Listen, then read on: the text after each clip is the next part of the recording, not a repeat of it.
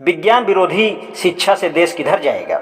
साथियों, सर्वोच्च न्यायालय ने शिक्षा का अधिकार कानून 2009 को संवैधानिक तौर पर वैध ठहराया है, जिससे देश भर के सरकारी और गैर सरकारी निजी स्कूलों में गरीब बच्चों को 25% निःशुल्क सीटें समान रूप से मिलने की व्यवस्था है।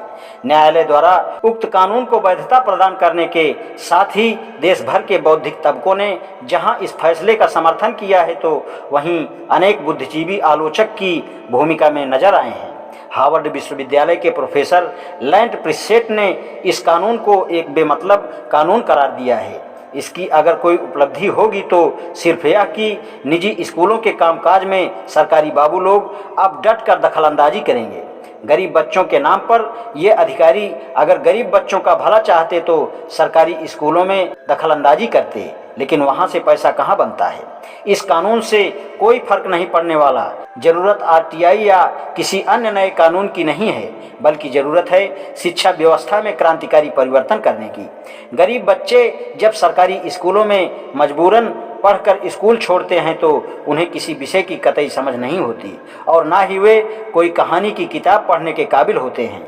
क्या फायदा इस रद्दी शिक्षा का अधिकार किसी को देने का। सर्वोच्च न्यायालय को अगर वास्तव में परिवर्तन लाने की इच्छा है तो कहीं बेहतर होता कि वह सरकार से पूछता कि निजी स्कूलों में कोटा आरक्षित करके वह क्या हासिल करना चाहती है, जब उनके अपने स्कूल इतने बेकार पड़े हैं। आज़ादी से पूर्व और पश्चात शिक्षा के पाठ्यक्रम की विषय वस्तु नहीं रही, उसे विभिन्न कालों, धर्मों, संप्रदायों और मतों ने अपनी वैचारिक और राजनैतिक धारा में मोड़ने का हर संभव प्रयास किया है। केंद्र और उसके द्वारा नियंत्रित राष्ट्रीय शैक्षिक संस्थानों ने इधर कुछ ऐसी नीतियां अपनाई हैं जो आम जनता के विकास हितों पर गहरी चोट पहुंचाती हैं और देश के विकास के मार्ग में अवरोधक का दुष्कार्य कर रही हैं। इनके लागू होने पर उच्च और रोजगार परक शिक्षा के दरवाजे कुछ अमीर घरानों को छोड़कर बाकी जनता के लिए बंद कर दिए गए।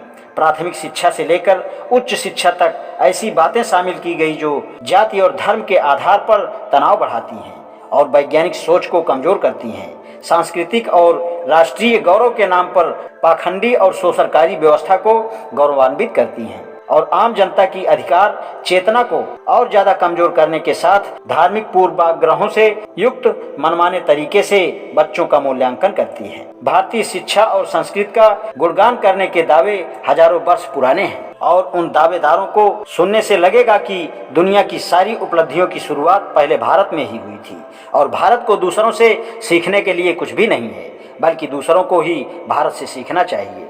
जिस तरह की शिक्षा कुछ धर्म भीरू संगठनों की स्कूलों में दी जा रही है वह राष्ट्र विरोधी और सांप्रदायिक है तथा संविधान के सिद्धांतों का उल्लंघन करती है।